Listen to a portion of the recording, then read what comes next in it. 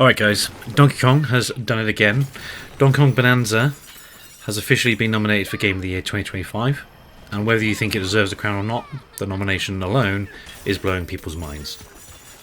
So the Game of the Year awards for 2025 is stacked this year. So how did a banana-fueled jungle adventure end up in the same conversation as the industry's biggest giants? Today we're breaking down why Bonanza got the nod and whether it has any realistic shot in this year's insanely competitive lineup. Bonanza is Nintendo's bold 2025 reboot of the Donkey Kong franchise. It blends open world exploration with physics-based chaos and the charm that DK fans have loved for decades. It's bright, it's energetic, it's hilarious, and it's surprisingly deep underneath all the fruit-flavoured madness. The whole island is interactive, reactive, and legitimately fun to explore. It's one of those games where you say, okay, 5 more minutes and suddenly it's 3 AM. As for why it got nominated, well, the movement is everything here. You can swing, launch, bounce, and chain parkour style moves across the map. It feels fresh, fluid, and intentionally designed for constant motion. The combat system mixes platforming hits with stylish aerial combos and tag team attacks. Is it the most complex system of the year? No, but it's polished and fun. It has its emotional moments, the story has heart, but it's not rewriting narrative design forever. It has its moments, especially between Donkey Kong and Cranky, that caught a lot of players off guard, I think.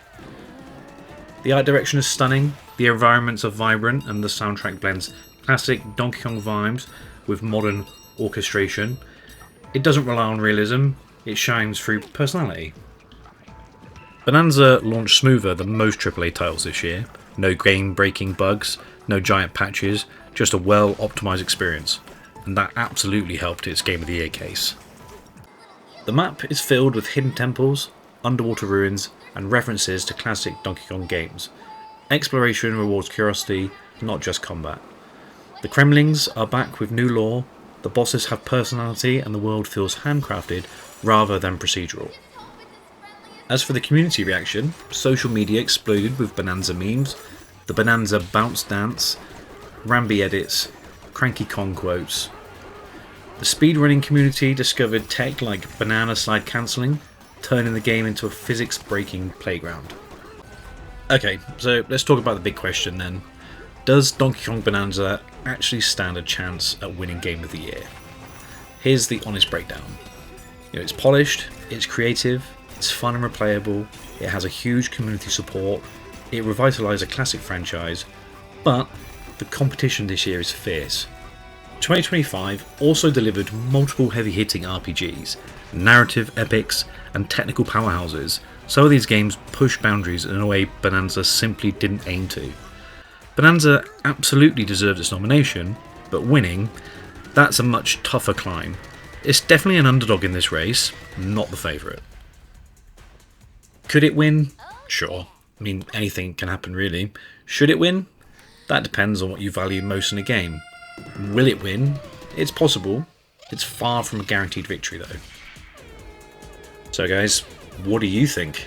Did Donkey Kong Bonanza earn its nomination? Does it have a shot? Or is it simply the lovable dark horse in this year's lineup? Drop your thoughts below, smash that like button like Donkey Kong smashing a barrel, and subscribe for more deep dives into the biggest games of 2025. And remember, no matter who wins, the bananas were a blessing.